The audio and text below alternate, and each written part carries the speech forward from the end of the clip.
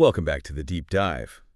Today we are packing our bags, grabbing our history books, and heading to St. Andrews. Hmm. And before you start, practicing your golf swing or putting on your best wool sweater, let me just stop you right there. Right. We are not going to Scotland. We are not talking about the old course. Yeah. And we are definitely not talking about golf. No, we're heading to a much, much warmer climate. We're looking at a place with just as much history, but it's a history that is significantly grittier, sandier, and frankly, a lot more volatile. We are talking about St. Andrews, Florida. Exactly. And to guide us, we are diving into a really specific and honestly fascinating document. It's titled History of St. Andrews, Florida, written by a man named G.M. West and published all the way back in 1922. When I first picked this up, I'll be honest, I was expecting a pretty dry list of postmasters and maybe, a few dates about when the first grocery store opened. Which is the standard format for these old local history pamphlets, usually. Yeah. Really. Exactly. But this is not that. I mean, this reads like an adventure novel that just happens to be true. Yeah. We've got conquistadors, we've got ghost towns, we've got salt war, which I didn't even know was a thing. Oh, yeah. And we have characters that feel like they walked right out of a Hollywood script. It really is a remarkable document. Yeah. And I think what makes it so special is the context in which G.M. West wrote it. He wasn't sitting in a university library in 1922. Right. He was a local columnist. He spent decades, starting in the late 1880s, literally walking the ground. Yeah. He was interviewing the old-timers who were still alive, people who remembered the Civil War as fresh news. Oh. He was digging up artifacts in his neighbors' backyards. Yeah. So this book is kind of a bridge. It connects us to oral traditions and documents that, without him, would have just dissolved into the humidity. And that's really the mission for this deep dive. We aren't just reciting Bates. We want to do what West did. We want to peel back the layers of this town. Because the St. Andrews of today, and even the St. Andrews of 1922, is built on top of the ruins of about 3 or 4 other civilizations that tried to make it work, failed, and then just vanished. Vanished is the key word there. If there is a theme to this story, it is impermanence. And West starts that theme right at the beginning, not with the people, but with the ground itself, the geography. He spent a good amount of time talking about the barrier islands, doesn't he? He does, and it's so important. St. Andrews is on a bay protected by these islands, but West makes a point to tell us that the map is basically a lie. A lie. What do you mean? Well, the land is constantly moving. He talks about how the entrances to the bay, the passes, shift with every major storm. He details these massive hurricanes in 1841, 1851, 1856 that literally ate away the bluff and completely reorganized the coastline. So if you're a settler trying to build a permanent city, you're doing it on land that might just decide to pick up and move a mile to the left next year. Precisely. He even mentions oral traditions from the locals saying that at one time, there was only one entrance for both St. Andrews and the neighboring St. Joseph Bays. The whole landscape is fluid, and that instability seems to just seep into the human history too. So let's go back to that first layer of human history he covers, the deep past, as he calls it. How far back are we talking? We are going way back to the age of Spanish exploration, the early 1500s. Now, usually when people think of Florida history, they think of St. Augustine on the East Coast, right? That's the one everyone knows.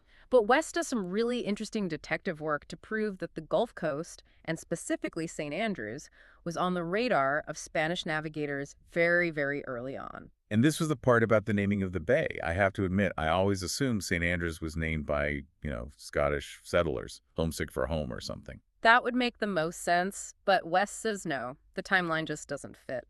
He argues the name likely comes from Spanish navigators between 1516 and 1558. And he bases this whole theory on the Catholic calendar. The calendar? How does that work? Well, the Spanish explorers had this very rigid habit.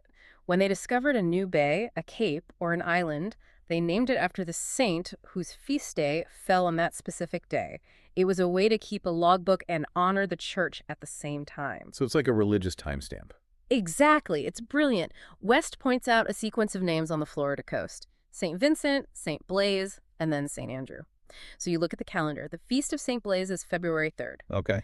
The Feast of St. Andrew Corsini, and this is a key detail, it's not the Apostle Andrew, but St. Andrew Corsini is February 4th. Oh, wow.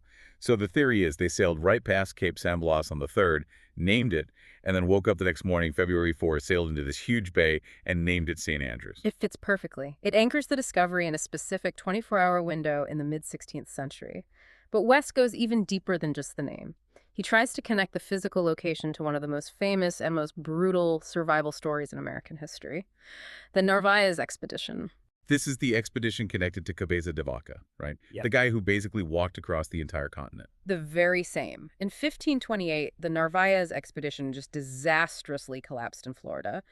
The survivors, including de Vaca, were stranded trying to build these makeshift rafts to escape to Mexico. A total nightmare scenario. And West looks at de Vaca's journal, specifically his description of the bay where they were stranded, and he finds details that match St. Andrews too well to be a coincidence. What kind of details are we talking about? Well, de Vaca describes the indigenous people they encounter. He calls them tall and well-built, living in permanent lodges that were covered with matting. But the detail that West really latches onto is their clothing. Their clothing. De Vaca notes that the men were wearing these robes made of civet marten skins. Civet marten. That sounds fancy. It sounds elegant, but it's actually a very specific type of spotted skunk. A skunk. Okay. And West notes that in his own time and in the memories of the old locals, those spotted skunks were incredibly common right along the shores of St. Andrews Bay, much more so than in other parts of the Gulf. So you have this incredible image of these starving Spanish conquistadors huddled on the beach, looking at these tall indigenous men wearing skunk fur robes. It grounds the whole narrative. It turns a myth into a visual reality. But speaking of the indigenous people, West brings up something else that really adds a layer of mystery to this deep past. He talks about the urn burials. Yeah, I wanted to ask about this. He says they found these urns on a specific piece of property, the Goddard home lot. Right. And we need to be clear about what this means. This isn't just, finding a few pottery shards. This is a very specific burial practice where human remains are placed inside large ceramic vessels. Okay. And West points out that if you look at Florida archaeology in general, this is rare. It's not the standard way things were done in the Southeast. So where is it common? The American Southwest, the Puebloan cultures. West speculates, and it is just speculation, that the presence of these urn burials in St. Andrews suggests a migration. From the West. He thinks it implies that the people living there in the deep past might have migrated from the West, or at least had a really strong cultural connection to the tribes of, say, New Mexico and Arizona. That completely changes the scope. I mean, we aren't just talking about some isolated local fishing village. We're talking about the possible endpoint of a transcontinental movement. It just hints at a much more complex world than we usually give credit to. But like everything in St. Andrews, that civilization disappeared. Which brings us to the next layer. The first time Europeans tried to actually build a town there, the British period. Okay, so let's fast forward. We are in 1763. The 7 Years' War is over. Britain gets Florida from Spain. They do, and the British have a big problem. They own this massive peninsula, but it's almost completely empty. They need loyal subjects on the ground to hold it, so they start a massive incentive program. They basically turn land into currency. These were the land grants. Exactly. If you were a soldier in the British Army and you were discharged in America, you got land. A private got 50 acres. A non-commissioned officer got 200. If you were a field officer, you could get up to 5,000 acres. 5,000 acres. That's a huge amount of land just for showing up. It created a land rush.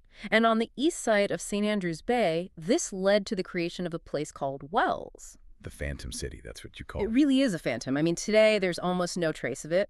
But West is adamant that it existed and that it was significant, and he proves it with one specific, slightly bizarre artifact. The lambskin apron. I loved this detail. The lambskin apron.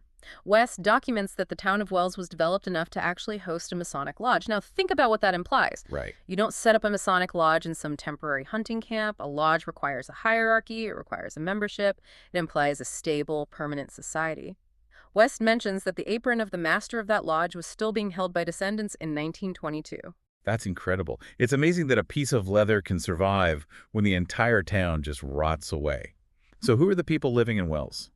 It was mixed. You had those discharged soldiers claiming their 50 acres. But then, starting in 1776, you get a flood of refugees. Refugees. These were Tories, loyalists fleeing the American Revolution in Georgia and the Carolinas. They were running for their lives, coming to British Florida because it was the last bastion of the crown. They thought they were safe. They thought they had found a sanctuary. But then 1783 hits. The Treaty of Paris. Britain loses the war. And as part of the treaty, they hand Florida back to Spain. And this is the first great heartbreak in the St. Andrews cycle, the people of Wells. They couldn't stay. Why not? I mean, flags change all the time. Why not just keep farming your land under Spanish rule? Well, it was religious and political. Spain was Catholic. These settlers were rigid Protestants. Spain was a monarchy with a completely different legal system. And frankly, the Spanish didn't want a bunch of British loyalists hanging around on their border, so they had to leave. But it's how they left that is just so haunting. West quotes a historian named Williams here who describes it as a blight. A blight, yeah. Imagine this. The ships arrive to take them to the West Indies, to Jamaica mostly. They can only take what they can carry. So they walk out of their houses, leaving the furniture. They leave the fences standing. They leave the gardens planted with crops that are ready to harvest. They just sail away. They just sail away. Mm. Williams writes that fully built towns were left to rot. He describes the eerie silence of it all. Over the next few years, the briars grew over the porches. The fences collapsed. The houses were eventually burned by passing fishermen for fuel or just fell down in the storms. It's like the Mary Celeste, but for an entire city. It is. And it ushered in this period of absolute chaos. From 1784 until the Americans took over in 1821, St. Andrews Bay became a true no man's land. West makes it sound like the Wild West on the water. It was. There was no law. The Spanish had the territory on a map, but they didn't have the soldiers to police the bay, so it became a hideout. Yeah. You had renegades, deserters from various armies. You had runaway slaves establishing free communities in the swamps. You had the Seminole tribes pushing down into the area. It was a place of constant, low-level warfare. So the jungle just took it back completely. Completely. The rosemary bushes grew over the town of Wells, and for nearly 40 years, the history just stops. But as we said, the cycle continues. The Americans eventually take over Florida in 1821. And this brings us to part 2 of the deep dive, the pioneers. And honestly, this is where the book gives us some of the absolute best characters. The eccentric era, for sure. We have to start with the biggest name on the list, Governor John Clark. The tragic governor. A great title for him. He arrives in 1827. And this isn't just some random guy looking for a fishing spot. This guy was a political heavyweight. Huge. John Clark had been the governor of Georgia. He was best friends with Andrew Jackson. But his life in Georgia had been, well, intense is putting it mildly. West describes it as a life of fiery vehemence. He was involved in these bitter factional wars with a rival named William Crawford. He had fought duels. Actual duels, like pistols at dawn. Yes. He was a man of violence and high stress. By 1827, he was just exhausted by it all. He came to St. Andrews looking for what the text calls peaceful quietude. He wanted to retire to paradise. And he built a paradise for himself. He built a place called Old Town. He did. He built a grand mansion with these large fireplaces nestled among the live oaks and magnolias.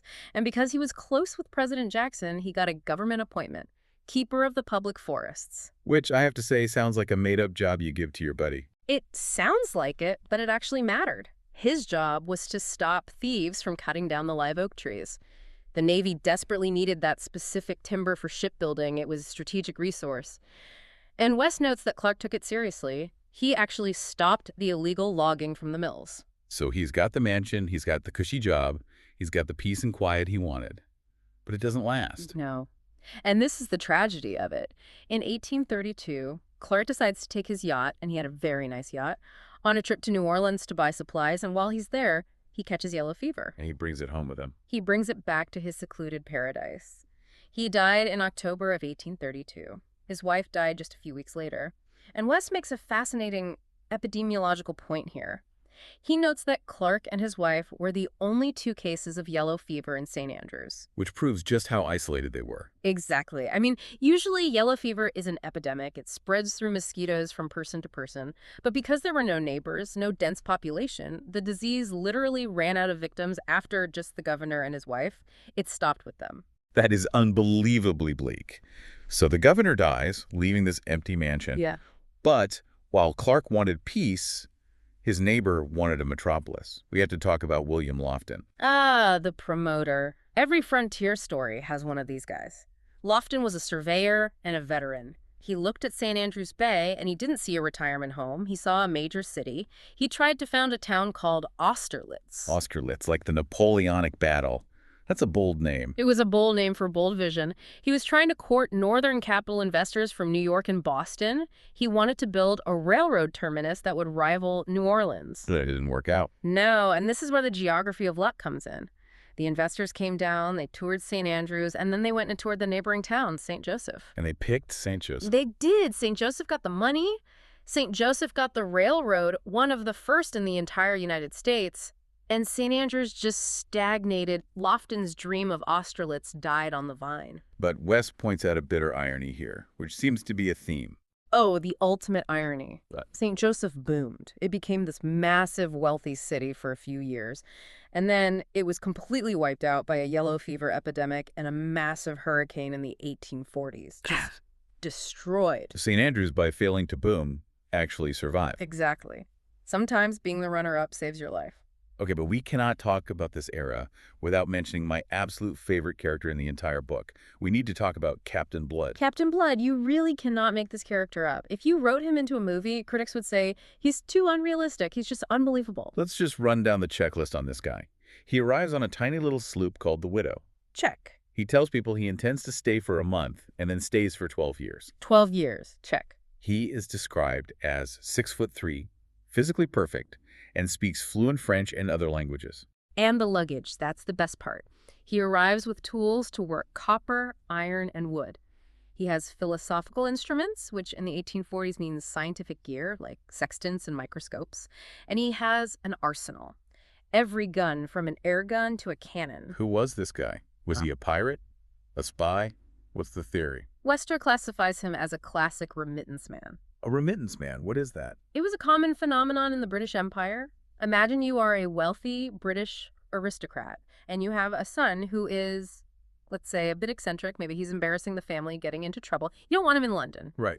So you pay him a remittance, a monthly stipend, on the condition that he lives very, very far away, on the frontier somewhere. So he was basically being paid to stay in Florida and be weird. That's the theory. And it holds up because he was receiving mail. In this tiny fishing village, in a log cabin he built himself, he was getting regular deliveries of the London Times, the Limerick Chronicle, and Punch magazine. I just love that image. This 6'3" giant cleaning his cannons, swatting mosquitoes, reading the latest satire from London. He represents that strange period where St. Andrews was a refuge for the oddballs. The people who didn't quite fit in civilization found a home in the dunes. He eventually left in 1857, apparently to deal with a lawsuit back in England, but he left a huge mark on the local imagination. But the time for eccentric hermits was running out because the Civil War was on the horizon. And this brings us to the most dramatic and explosive part of the book, Part 3. The Salt Wars. The Salt Wars. And this is a part of the Civil War that gets almost no airtime in the history class you took in high school. We think about Gettysburg, we think about Vicksburg, we don't think about boiling water in Florida. No. But for the Confederacy, St. Andrews Bay became a critical industrial engine. Why salt? I mean, I know we need it for food, but was it really worth fighting a war over? It was life or death for the South. You have to remember, there is no refrigeration. If you want to feed an army in the field, you need salt beef and salt pork. If you want the civilian population to survive the winter, you need salt to preserve the harvest. When the Union blockade cut off all imports, the South was starving for salt. So they had to turn to the coast to make their own. And St. Andrews was perfect. It had high salinity in the bay water, and most importantly, it had infinite forests for fuel. Explain the process to me, because I think I'm underestimating the scale here. I'm picturing a guy with a pot on a campfire. No. Think Industrial Revolution meets the wild frontier. West describes a scene of total environmental devastation. They were chopping down entire forests to keep the fires burning 24 hours a day. Wow. They set up these huge masonry furnaces holding massive iron kettles, hundreds of gallons each. They would just boil the seawater down around the clock until the salt crystallized. West says there were thousands of men working the bay. And the money must have been huge. Oh, astronomical. Salt was selling for $1 a pound. In Confederate currency, sure, but that's still a fortune. West mentions seeing wagon trains, literally 4,000 wagons at a time lined up to haul the salt up to Alabama and Georgia. It was white gold. But it wasn't just about the money. West mentions a draft exemption, which seems important. Right. And this created a really weird social dynamic. The Confederate government declared that if you were a salt maker, you were exempt from the military draft. So naturally, the Bay attracted a mix of people. You had genuine patriots trying to feed the army, but you also had what the governor of Florida called shirkers and lazy loungers. Oh, draft dodgers. Exactly. Men who would rather boil water in the Florida heat than get shot at in Virginia. So St. Andrews became this chaotic boomtown filled with money, desperate men, and just colors of smoke. And the Union Navy could see that smoke from miles offshore. It was a beacon. And this is where the war part really comes in. The Union blockade ships, specifically the USS Roebuck and the USS Restless, started a systematic campaign of destruction. West lists the damage in detail. It's just staggering. It is. He lists the results of these raids. 500 boilers destroyed, 199 different salt works smashed, all the storehouses burned, the flatboats they used to move supplies were sunk. We are talking about millions of dollars in 1860s currency. And they were thorough. Incredibly thorough. West notes that they didn't just break the kettles. They would throw the finished salt into the freshwater lakes and burn the wagons. They wanted to ensure nothing could be salvaged. But the salt makers were stubborn. West has a line, salt died hard. They kept coming back. They'd rebuild the furnaces in a week. So eventually, the Union forces decided that just breaking kettles wasn't enough. They needed to remove the support structure. They needed to destroy the city itself. And this brings us to the climax of the book, December 1863. The death of the city.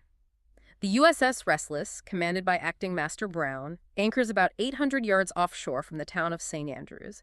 And Brown is just done playing games. He waits for the weather to turn. He reports that the wind is blowing east-southeast. Which is the perfect direction to push a fire right through the town. Exactly. And then he orders his gunners to switch their ammunition. They stop firing explosive shells and they start firing red-hot balls. Well, explain that. They were heating the cannonballs. Yes. Ships had furnaces on board specifically for this purpose.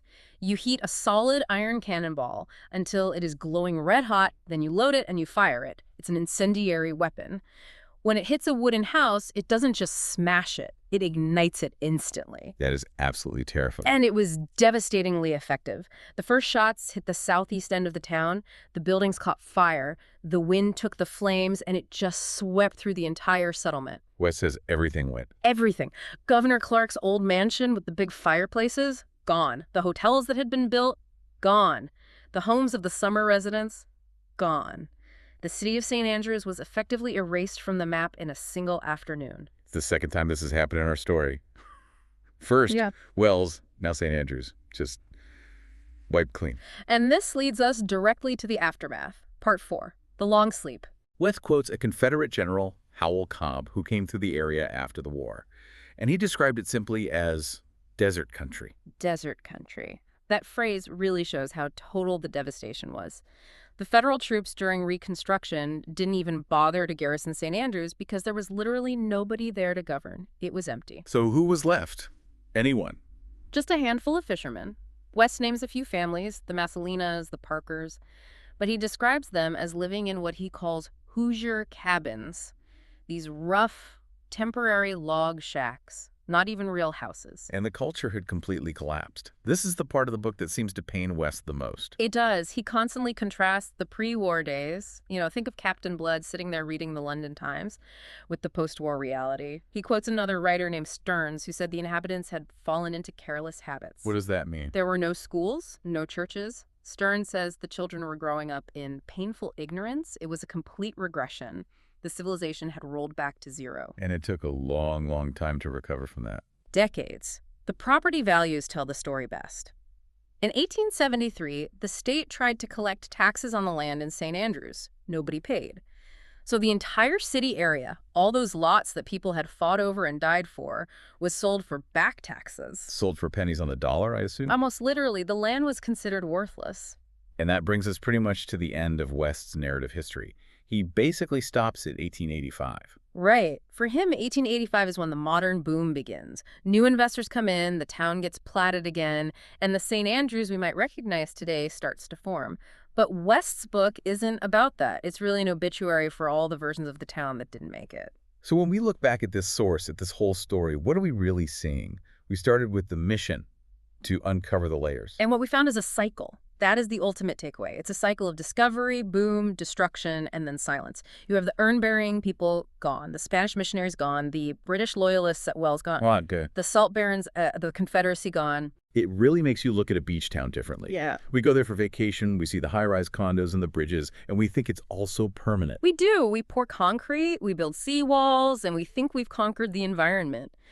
But the story of St. Andrews teaches us that a change in political winds, a shift in the global economy, or just one really bad hurricane can wipe the whole slate clean. West mentions looking for the scars of history. That phrase really stuck with me. Yes, he has this beautiful little observation about the vegetation. He says that if you go to the place where the British fields used to be, where the town of Wells was, you'll find that the rosemary bushes grow thicker there than anywhere else on the bay. A botanical scar. That's incredible. Exactly. The people are gone, the houses are rotted away to nothing. But the vegetation still remembers where the earth was disturbed 150 years prior. That is a haunting image to end on. Well, it connects back to that final provocative thought Wes leaves us with at the end of his book. He mentions, and this is a direct quote, that no descendants of the first inhabitants are to be found here today. None. At all. None. The Spanish settlers, the British loyalists, the early American pioneers, their lines were broken, they moved on, or they died out. The current population is a completely new layer built on top of the old ones. And it just raises the question, what remains of us when the next blight comes? So if you walk the beaches of St. Andrews a day, you're literally walking on top of ghost towns. You are, literally. For From the this- urn burials deep beneath the soil to the burnt foundations of the salt works just under the sand. Well, that adds a little bit of gravity to the next beach trip. But seriously, it's a fascinating reminder that history isn't just about the winners. It's about the survivors. And sometimes it's about the ones who didn't survive at all. It is. St. Andrews is a testament to resilience, I think. It keeps getting knocked down, and it keeps coming back in a new form. Thanks for taking this dive with us. Next time you're on the Gulf Coast, look for those rosemary bushes. You might be standing in an old British garden. Or a salt raiders camp. You never know. Thanks for listening. We'll catch you on the next deep dive.